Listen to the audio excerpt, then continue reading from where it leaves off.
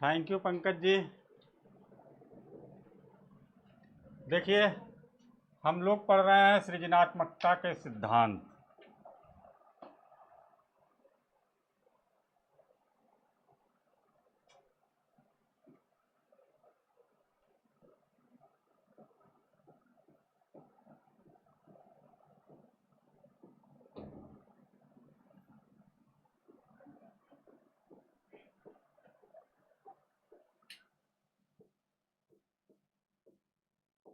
सिद्धांत, theory of creativity.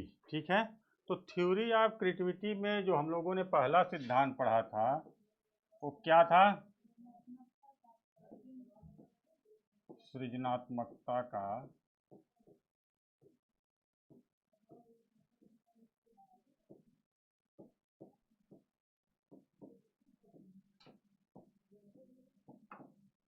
प्राचीन सिद्धांत। सृजनात्मकता का प्राचीन सिद्धांत। दूसरा सिद्धांत था आपका सृजनात्मकता का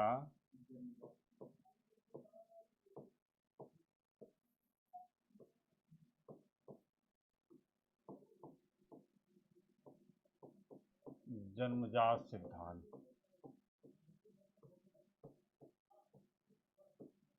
तीसरा सिद्धांत आपका क्या पढ़ा था आपने?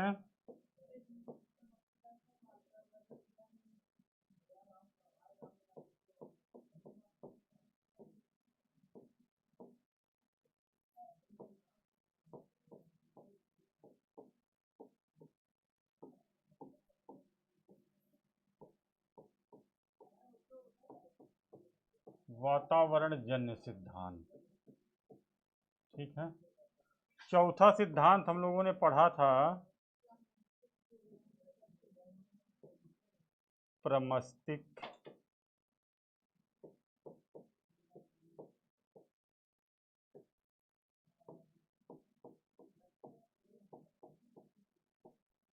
गोलार्ध का सिद्धांत। पांचवा सिद्धांत, चौथा आपको हम पढ़ा रहे थे, यही ना?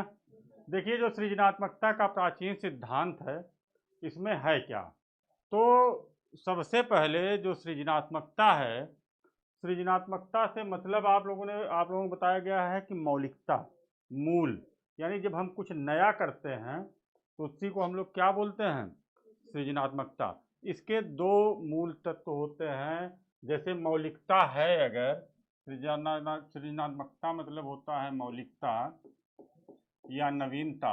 ठीक है, मौलिकता या नवीनता।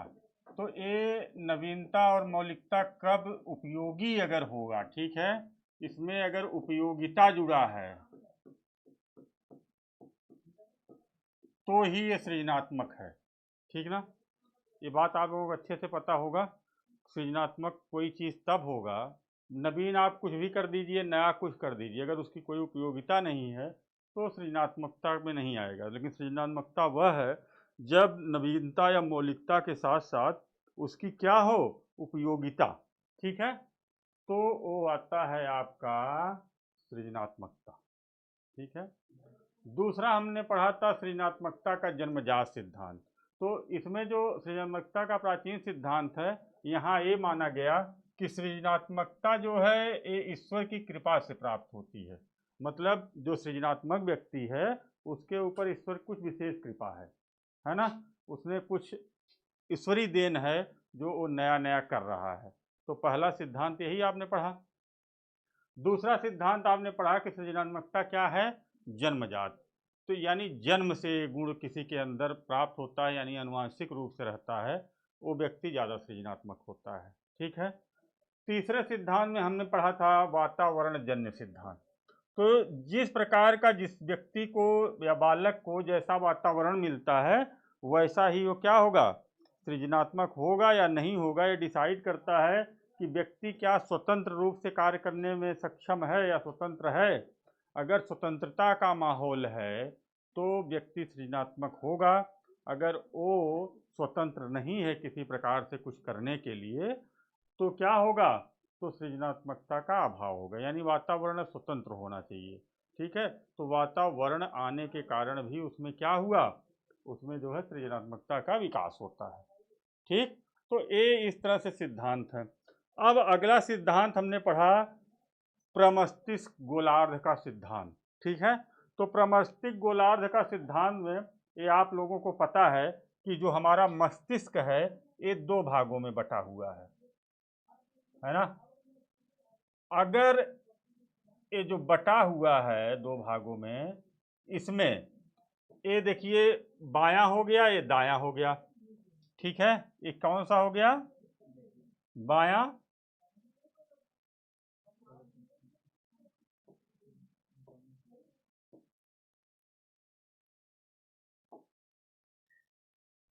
ये है बायां आपका।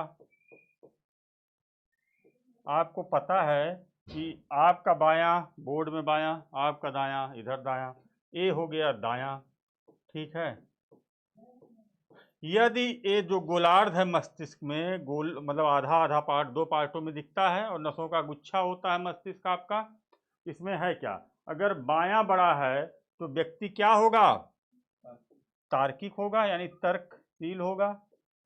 ठीक है, तार्किक व्यक्ति में क्या होता है, बायां मस्तिष्क जो प्रमस्तिष्क है, आधा गोलार्ध है, ये बाएं तरफ बड़ा होता है। और अगर दाएं तरफ बड़ा हुआ तो व्यक्ति सृजनात्मक होगा, सृजनात्मक। ठीक है, यानी गोलार्ध का दायां भाग अगर बड़ा है तो व्यक्ति क्या हुआ, सृजनात्मक हुआ। तो ये यही सिद्धांत है आपका प्रमस्तिष्क गोलार्ध का सिद्धांत। बात क्लियर हो गई, नोट कर लीजिए इसको, इस तरह से बना लीजिए। हमारे मस्तिष्क का संरचना, हमारे मस्तिष्क की संरचना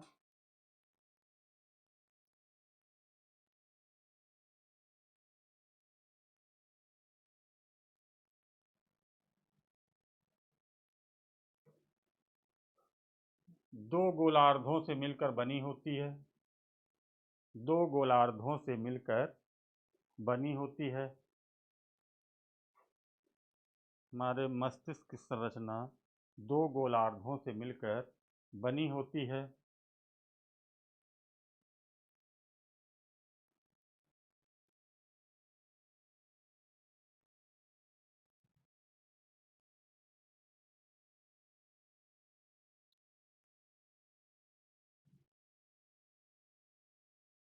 प्रमस्तिष्क गोलार्ध के सिद्धांत के अंतर्गत, प्रमस्तिष्क गोलार्ध सिद्धांत के अंतर्गत, प्रमस्तिष्क गोलार्ध सिद्धांत के अंतर्गत, प्रमस्तिष्क गोलार्ध सिद्धांत के अंतर्गत यदि बायां गोलार्ध, यदि बायां अर्धगोलार्ध, यदि बायां अर्धगोलार्ध, बायां गोलार्ध लिखिए, गोलार्ध ही आधा होता है, गोलार्ध मतलब गोले का आधा। ठीक है, बायां गोलार्ध दाएं की अपेक्षा बड़ा है,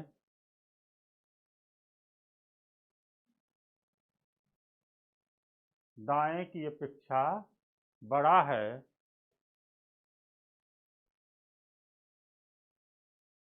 तो व्यक्ति तार्किक होगा, तो व्यक्ति तार्किक होगा।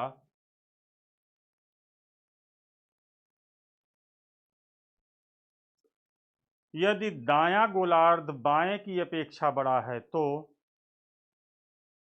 यदि दायां गोलार्ध बाएं की अपेक्षा बड़ा है तो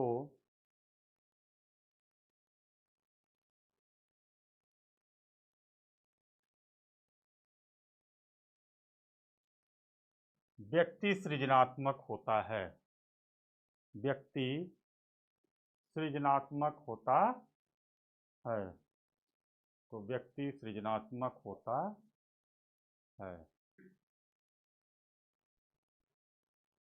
क्लियर, ये आपके कुल 4 सिद्धांत हो गए, ठीक है। और इसके सृजनात्मकता के जो हम लोगों को पढ़ने हैं सिद्धांत, नेक्स्ट सिद्धांत हम लोग देखें,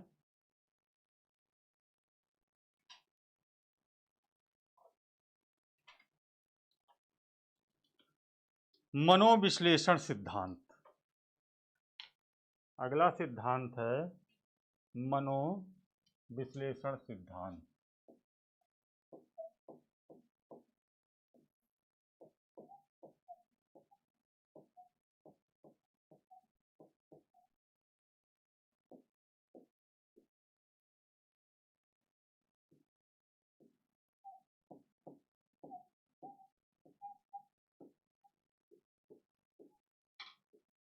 मनोविश्लेषण सिद्धांत।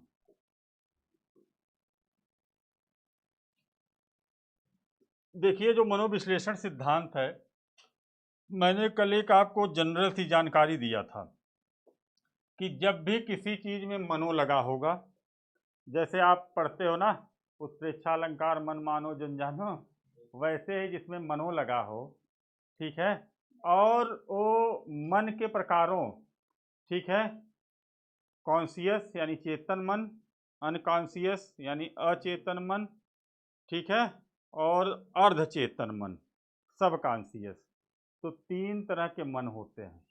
तो जहाँ इस तरह से मन के प्रकारों का उल्लेख किया जाएगा, वहाँ पे क्या होगा, मनोविश्लेषण सिद्धांत।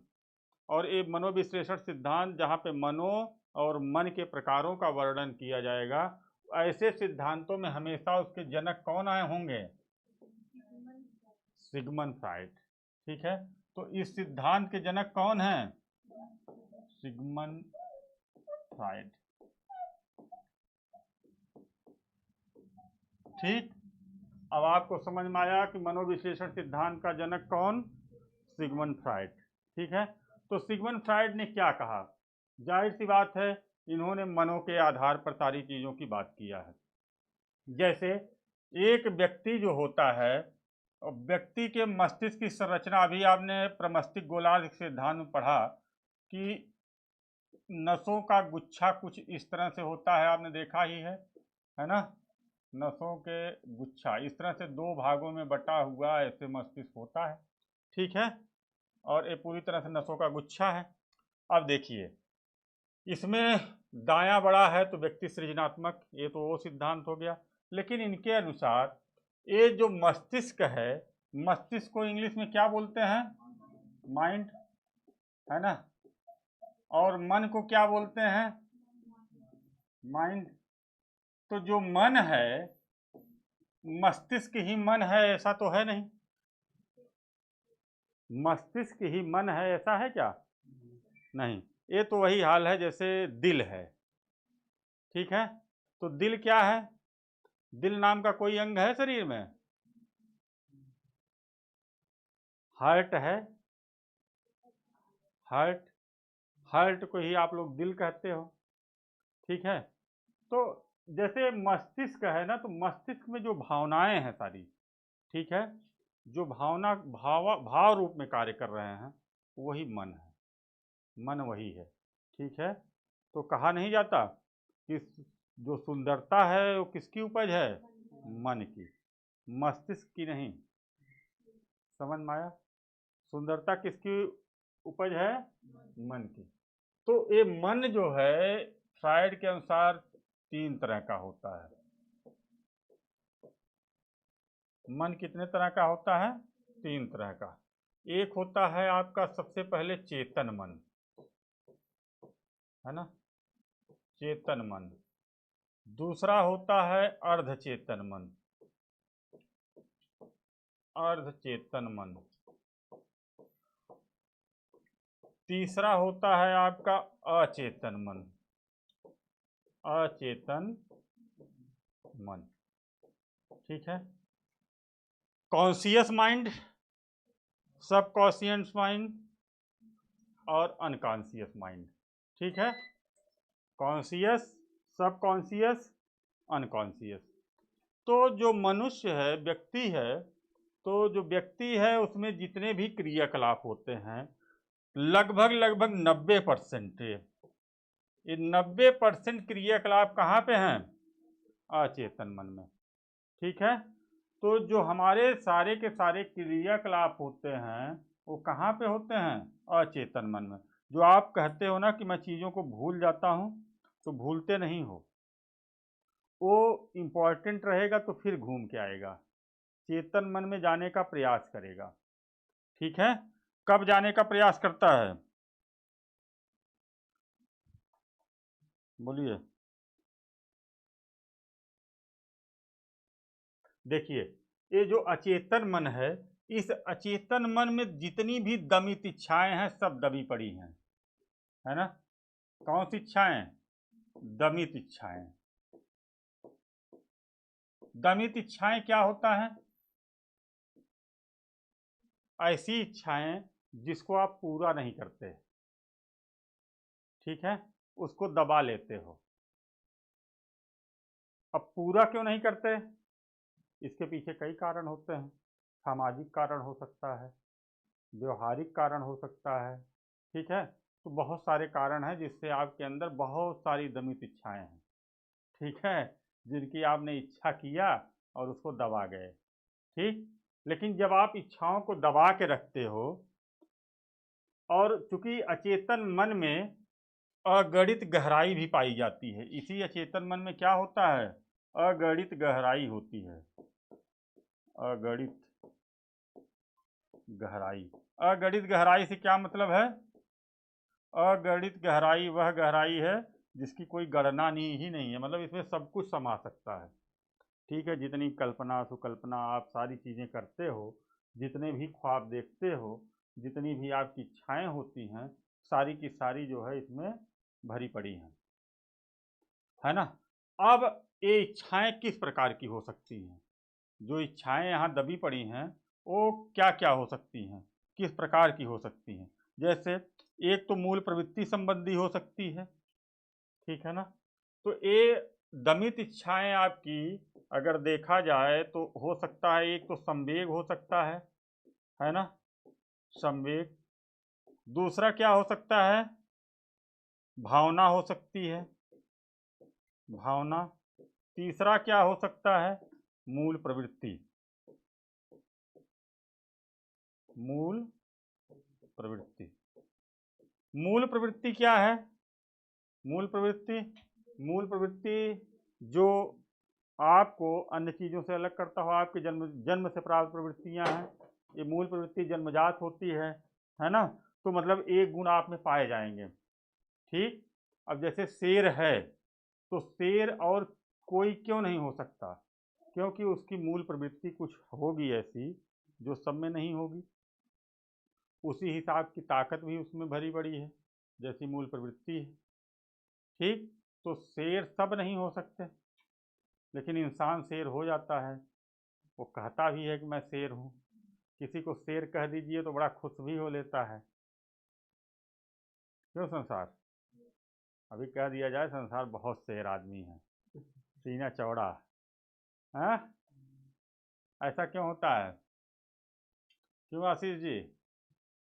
और कह दिया जाए कि संसार बड़े गधे आदमी हैं तो बुरा लगता है। देखिए, बनाया तो दोनों तरह से जानवर ही जा रहा है आपको, है ना? दोनों तरह से क्या बनाया जा रहा है? जानवर ही। लेकिन शेर कहा जा रहा है तो नहीं बुरा लग रहा, गधा कहने बुरा लग रहा है। तो कहने का मतलब यह है कि समाज में अगर सम्मानित जीवन जीना है तो गधे जैसे नहीं रहना है। समझ में आया? मतलब किसी के कहने से कुछ भी कोई लाद दे लेके चल पड़ो, ऐसा नहीं होना चाहिए। शेर के ऊपर कोई कपड़ा उपड़ा लाद सकता है? गधे पे तो लाद के चार डंडा मार के लेके सब जाते हैं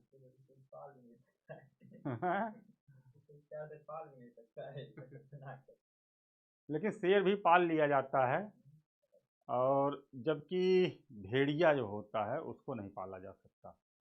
आज तक कभी भेड़िया को पाला हुआ देखा आपने? किसी सर्कस में देखा आपने? कोई कर नहीं सकता, सब अटैक कर देंगे भेड़िया को। अगर उन सब में बड़ा संगठन होता है और सबसे बड़ी चीज़ वफादारी बहुत ज़्यादा होती है।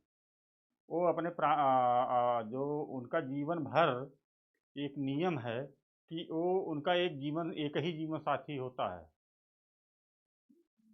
भेड़िए का। ठीक है। हाँ, तो पवित्रता सारी वहाँ पे भरी पड़ी है भेड़ियों में। समझ में आया। और पक्षियों में हंस है ऐसा, इंसान को तो कभी नहीं मान सकते।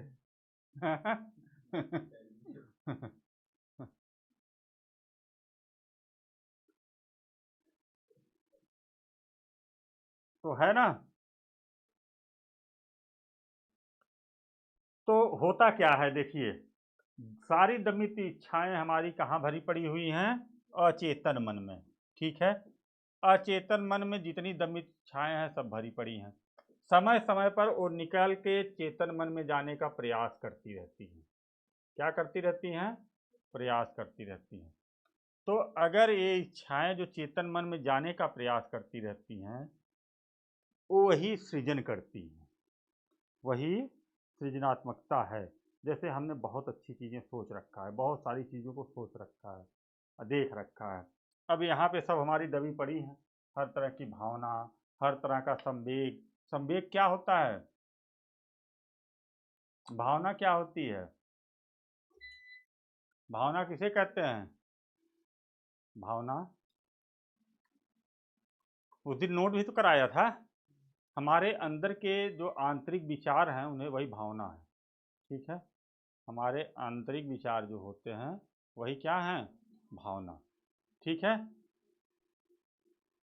तो संवेग हर वो चीज है जो हमारे आंतरिक विचार होते हैं, तो मस्तिष्क जाते ही हैं।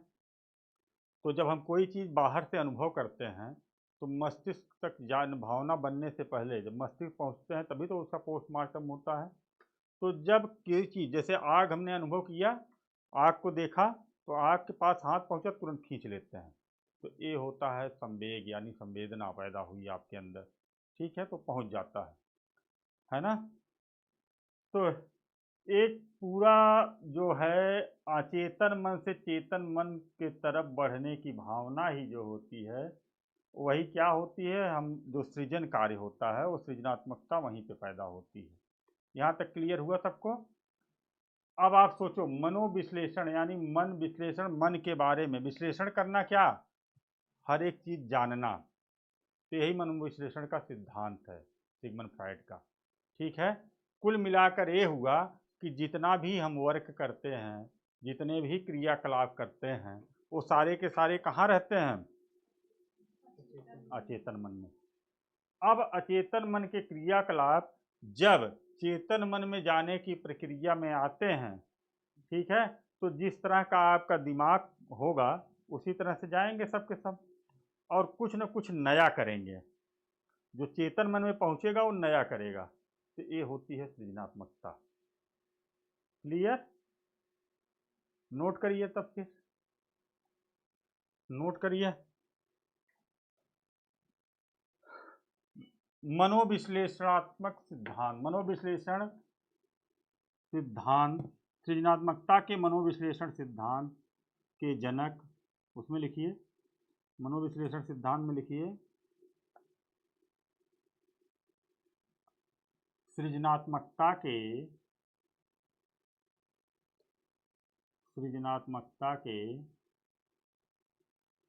मनोविश्लेषण सिद्धांत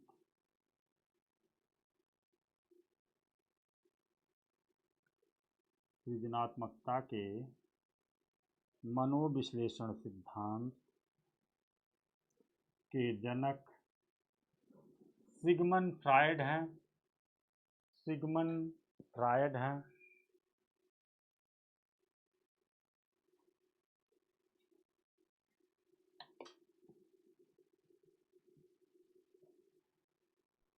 इनके अनुसार मन 3 प्रकार के होते हैं। इनके अनुसार मन 3 प्रकार के होते हैं। इनके अनुसार मन तीन प्रकार के होते हैं, चेतन मन, अर्धचेतन मन, अचेतन मन। चेतन मन, अर्धचेतन मन, अचेतन मन।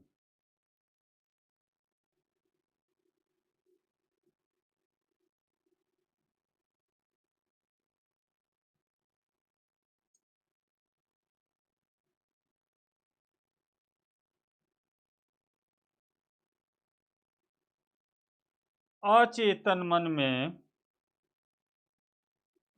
अचेतन मन में मनुष्य की सभी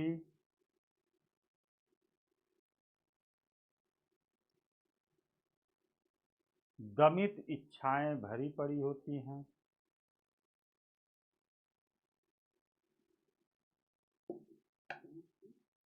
सभी इच्छाएं भरी पड़ी रहती हैं, भरी पड़ी रहती हैं।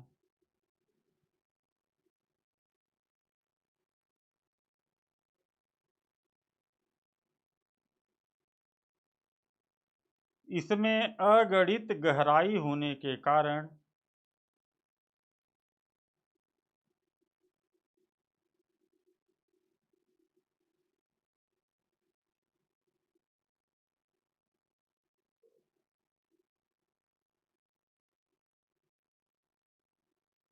अगणित गहराई होने के कारण संवेग, भावना, मूल प्रवृत्ति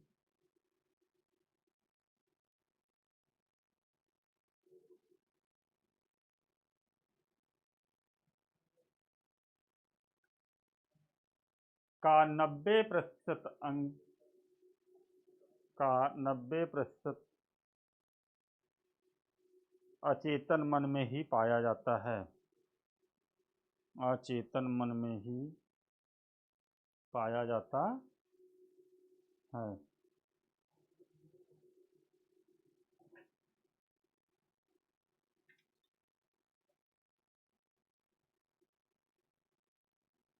अचेतन मन की दमित इच्छाओं का,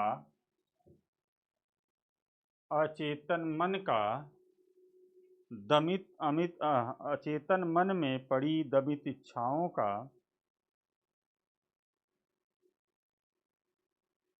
दमित इच्छाओं का चेतन मन की तरफ बहाव, चेतन मन की तरफ बहाव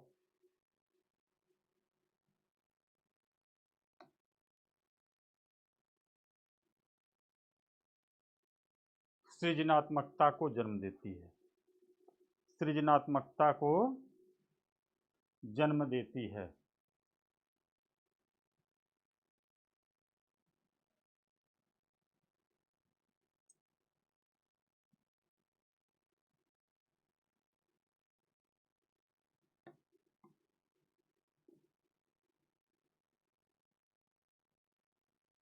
ठीक है,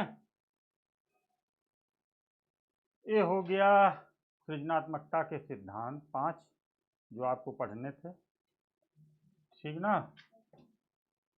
अब आप हेडिंग डालिए सृजनशील बालकों की विशेषताएं, सृजनशील बालकों की विशेषताएं।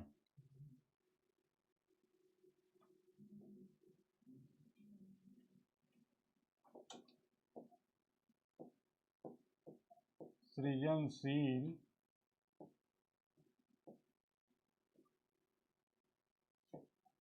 बालकों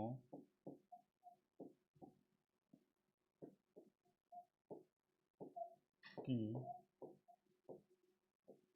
विशेषताएं।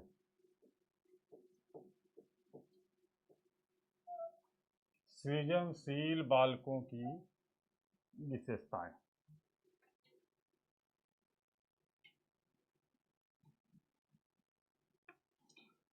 पहली विशेषता लिखिए,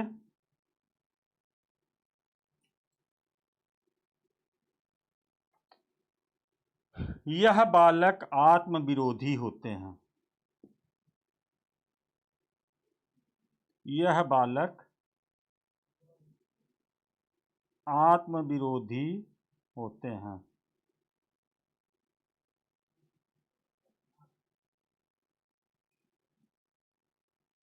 ठीक है।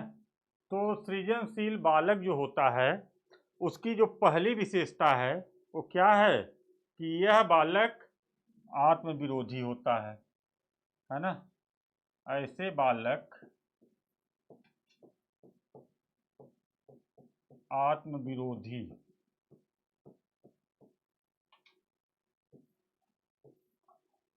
होते हैं। आत्म विरोधी का मतलब क्या? आत्म विरोधी से क्या समझ रहे हैं? स्वयं विरोधी, है ना। स्वयं का विरोध करने वाला, स्वयं का प्रतिरोध करने वाला। स्वयं का विरोधी से क्या मतलब है? स्वयं का विरोधी होने से क्या मतलब है? जैसे आपने कोई वर्क करना स्टार्ट किया। अब मान लो आप सीटेट का जाके पेपर दिए, सीटेट के पेपर में आप 2-4 नंबर से रुक गए, तो जो व्यक्ति सृजनशील होगा वो क्या करेगा? वो आत्म मंथन करेगा और वो अपनी गलतियों को समझेगा कि मैंने कहाँ कहाँ गलतियाँ किया, ठीक है, और उसको सुधार के फिर से देगा और सेलेक्ट होगा। जो आत्म विरोधी होगा, ठीक है, जो आत्म विरोधी यानी स्वयं का विरोधी होगा, हर काम में जब कोई गलती हो जाएगी तो सबसे पहले अपने आप को कटघरे में खड़ा करेगा कि ये वहां पे कैसे हो गई। ठीक है। ऐसे लोग होते कैसे हैं? ऐसे लोग बाहर से तो हंसमुख रहेंगे, बाहर से क्या होंगे? हंसमुख, लेकिन अंदर से क्या होते हैं? गुमसुम। ठीक है, अंदर से क्या रहते हैं? गुमसुम। बाहर से क्या रहते हैं? हंसमुख, बात करेंगे, हंसते रहेंगे, ठीक है, लेकिन बस उतना है, उस हंसने का मतलब कुछ और नहीं है।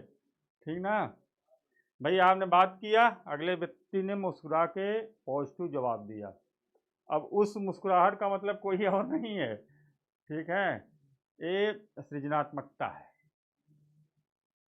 ये लक्षण है कि वो बालक क्या है? सृजनात्मक है। ठीक है, और वो हर काम में सबसे पहले अपनी गलती निकालेगा, वो दोष नहीं देगा कि क्या बताऊं, मेरे पास पैसा होता तो मैं ये कर लेता, मेरे पिताजी कमा रहे होते तो मैं ये कर लेता, मेरे पास कंप्यूटर होता तो मैं ये कर लेता। बल्कि सृजनात्मक व्यक्ति क्या करेगा? जो उसके पास सुविधा है उसमें वो रास्ता, सबसे बढ़िया रास्ता निकालेगा। समझ में आया? तो एक सृजनात्मक कभी अभाव को नहीं देखता, वो जितनी चीजें उसके पास होती हैं उसी में अपना प्रभाव दिखाता है। ठीक है, वो कभी नहीं कहता कि क्या बताऊं, परीक्षा में मैं इसलिए फेल हो रहा हूं कि पेपर आउट हो रहे हैं। ठीक, तो एक कमी छुपाने के तरीके हैं। सृजनात्मक व्यक्ति क्या होता है? वो हमेशा, अगर इतने नंबर हम और अर्न करने का प्रयास किए होते, ये वही करेगा जो सृजनात्मक होगा। हमने इतना इतना दिया तो इसमें इतना आया, इसमें इतना आया, इसमें क्यों नहीं आया या मैंने क्या नहीं समझा, इस चीज का सलूशन निकालेगा वो ये नहीं सोचेगा कि चलिए लोगों की निगाह में मुझे अच्छा बनना है, वो स्वयं की निगाह में अच्छा बनता है, स्वयं की अच्छाई और बुराई को देखता है। ठीक है, तो सृजनात्मक व्यक्ति का ये होता है पहला विशेषता कि वो जो है आत्म विरोधी होगा। सृजनात्मक व्यक्ति क्या होगा? आत्म विरोधी होगा। पॉइंट नंबर 2,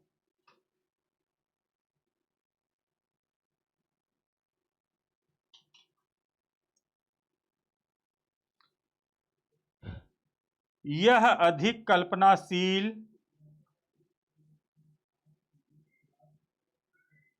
यह अधिक कल्पनाशील या दिवा स्वप्न देखने वाले होते हैं। यह अधिक कल्पनाशील, यह अधिक कल्पनाशील या दिवा स्वप्न, है ना, दिवा स्वप्न।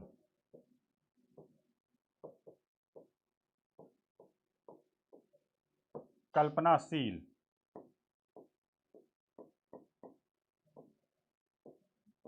ठीक है। कल्पनाशील से क्या मतलब है भाई? कल्पनाएं करना, अच्छी अच्छी कल्पनाएं करेगा। पढ़ रहा है तो सोचेगा कि मैं जो कर रहा हूँ ये किस लिए कर रहा हूँ, इससे मैं आगे क्या क्या करूँगा, क्या क्या निर्माण इसके होंगे। ठीक है, कल्पना यही तो हुआ। दिवा स्वप्न क्या है?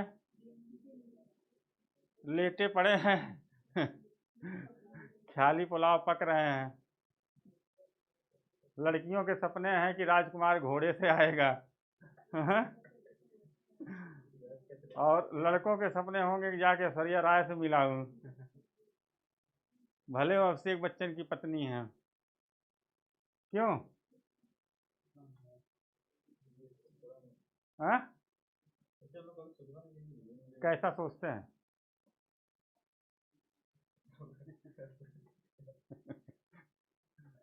कह रहे हैं ऐसा नहीं सोचे। रचनात्मक नहीं है आप।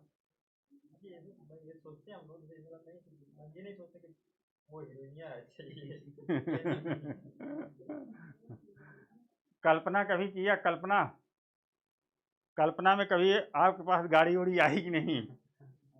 ऐसी कल्पना कभी किया कि गाड़ी रहे और गाड़ी से मैं निकल रहा हूँ, 4 व्हीलर बैठ के, 4 छठे गनर बैठे हैं अगल बगल, ऐसा कभी कल्पना किया? गाना सुनते लगा कर या कोई काम करते हैं गाना सुनते रहते हैं तो मुझे आता है। हाँ, गाना सुनते समय अधिकतर ज्यादा सोचते हैं। ये है दिवा स्वप्न, ठीक है। इसमें कभी किसी ने सोचा कि मैं लाल बत्ती से उतरूं या नीली बत्ती से उतरूं? ये नहीं सोचा, इसलिए वो लाल बत्ती खत्म हो गई, इसलिए नहीं समझ आता है। नीली बत्ती, लाल बत्ती अभी निर्धारित लोगों के पास है, जैसे राष्ट्रपति, राज्यपाल, तो सपने देखे जा सकते हैं। 1.5 रुपए में खाना खाने का कभी सपना देखा? 1 रुपए 75 पैसे का। संसद भवन में इतने का ही तो खाना मिलता है, बढ़िया VIP। 7 रुपए तक में भरपेट खाना खाइए। कभी सोचा संसद भवन में जाके ऐसे खाना खाना है? फ्री का बैठ के वहां जब हो निकलें और खाएं। सबसे सस्ता खाना वहीं है। गरीबों के लिए कभी छूट हो सकती है? सारे पकवान वहां मिलने वाले हैं और 7 रुपए तक में निपट जाने हैं। इसीलिए जो गरीबी रेखा निर्धारित है, कितने रुपए है पर डे इनकम पता है? गरीबी रेखा का जो समिति गठित हुई थी, जिसके अनुसार ये गरीबी रेखा का गठन किया गया था, वो किसकी समिति थी? बोलिए। सचिन की समिति थी, है ना? वो भी सचिन ही थे, ये वाले सचिन नहीं। हाँ हाँ हाँ, बैटमैन सचिन नहीं, सचिन तेंदुलकर समिति वो दूसरी थी, जिसने निर्धारित किया था गरीबों को, गरीबी रेखा से नीचे जीवन यापन करने वालों को। ठीक है, तो अभी जो है मंथली 2,000 के ऊपर लिखिए तो गरीबी रेखा के नीचे कार्ड बनाते हैं लेखपाल लोग? नहीं बनाते ना। गरीबी रेखा का कार्ड वार्ड, जिसकी मंथली इनकम कितनी है, 2,000 के भी नीचे है। ठीक है, तो सब निर्धारित है, सरकारी खाते में वही सब चल रहा है अभी। 3600 मैक्सिमम करके, उसके नीचे ही। तो ये हो गया भाई दिवा स्वप्न। तो जो दिवा स्वप्न देखता है, जिसके अंदर कल्पनाएं भरी पड़ी हैं, ये गुण है रचनात्मक बालक का। ठीक है, अगर कोई लेटा पड़ा है, वो आलस में भी पड़ा है, तब भी वो दिवा स्वप्न देख रहा होता है। है ना। किसी का कोई फेवरेट दिवा स्वप्न जो बताया जा सके। क्या हुआ? अपने दिवा स्वप्न के बारे में दोनों लोग जान ले रही हैं अगल बगल। अच्छा, ठंडी लग रही है। धन्यवाद एसी।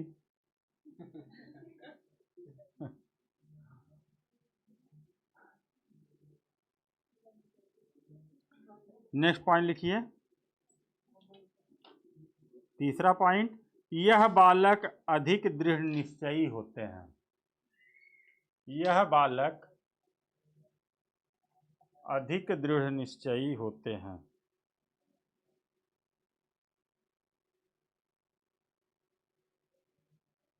यह बालक अधिक दृढ़ निश्चयी होते हैं। दृढ़ निश्चयी का क्या मतलब है? हाँ, कोई भी निश्चय करते हैं तो उसको पूरा करने के लिए करते हैं। ये नहीं कि बीच में थोड़े दिन मन वहाँ लगा हुआ है, थोड़े दिन मन कहीं और लग गया, कुछ और करने लगे, उनको खुद नहीं पता होता कि मैं ऐसा क्यों करने लगा। ठीक है, एक दो बालक बालिकाएं ऐसे हैं जो ऐसा करने लगते हैं। Next point. यह बालक संवेदनशील होते हैं। यह बालक संवेदनशील होते हैं। यह बालक संवेदनशील होते हैं। पंकज जी, थोड़ा सा गुड मॉर्निंग में ये थोड़ा सा एसी बंद करिए।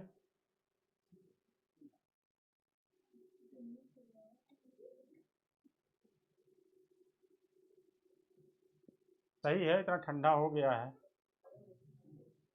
बहुत ज़्यादा हो जाएगा।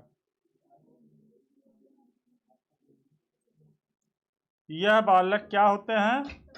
संवेदनशील होते हैं।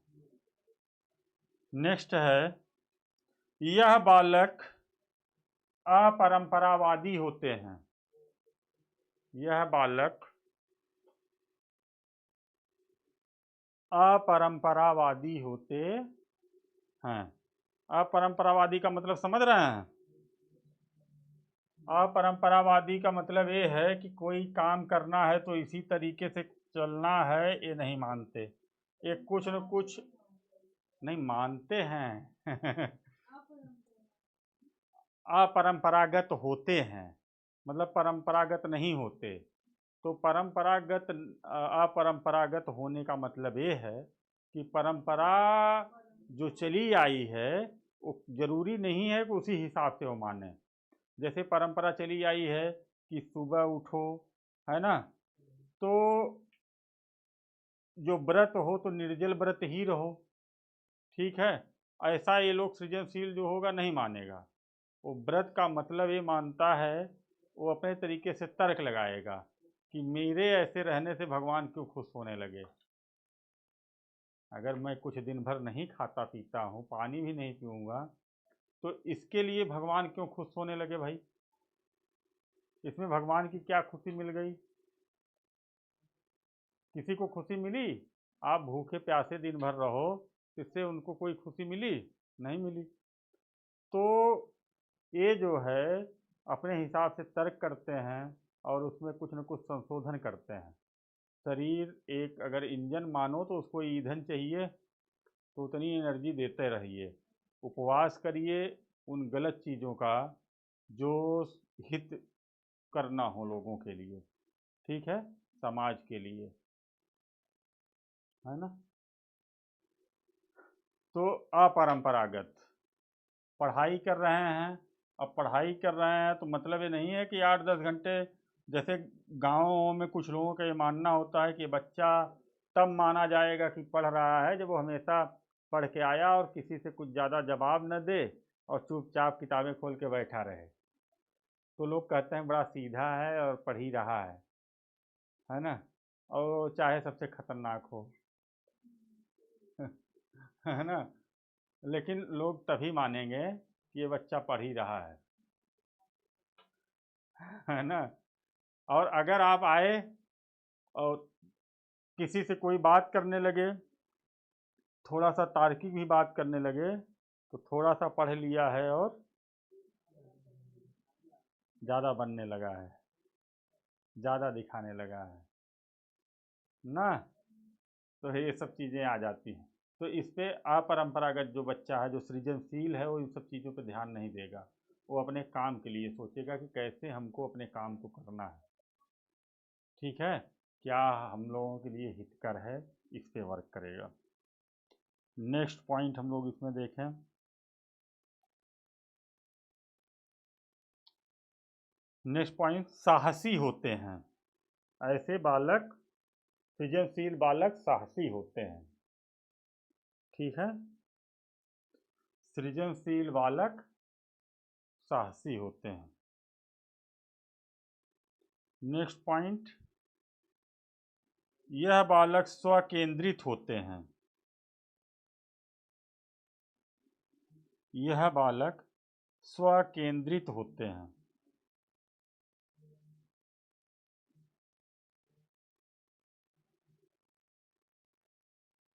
नेक्स्ट पॉइंट विशेषता में आप लिख सकते हैं, परिश्रमी होते हैं।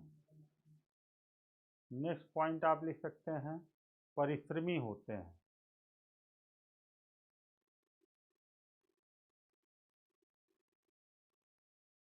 ठीक है,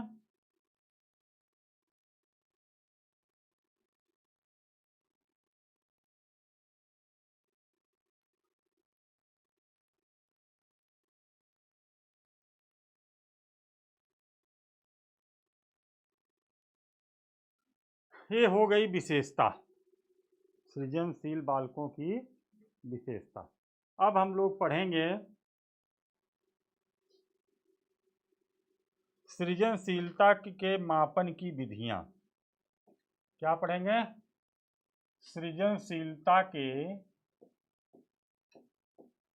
सृजनशीलता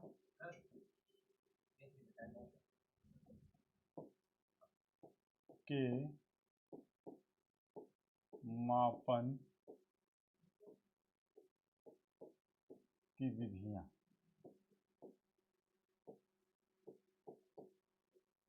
ठीक है, अब यही टॉपिक होगी और इसमें 4 मापन हैं, 4 मापन हैं। 2 मापन इसका प्रस्तुत किया है भारतीयों ने, है ना, पासी ने और मेहदी ने। ये 2 मापन जो किया है, ये जो है हमारे भारतीय हैं, और उसके अलावा बाकी 2 विदेशी विद्वान हैं। तो इसको हम लोग पढ़ते हैं कल, क्लास हो गई है ओवर, ठीक है, ओके, थैंक यू।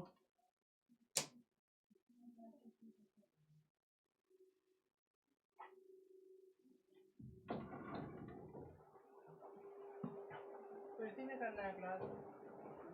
बैठने की जगह नहीं है, तो फिर उधर जाए क्या मतलब?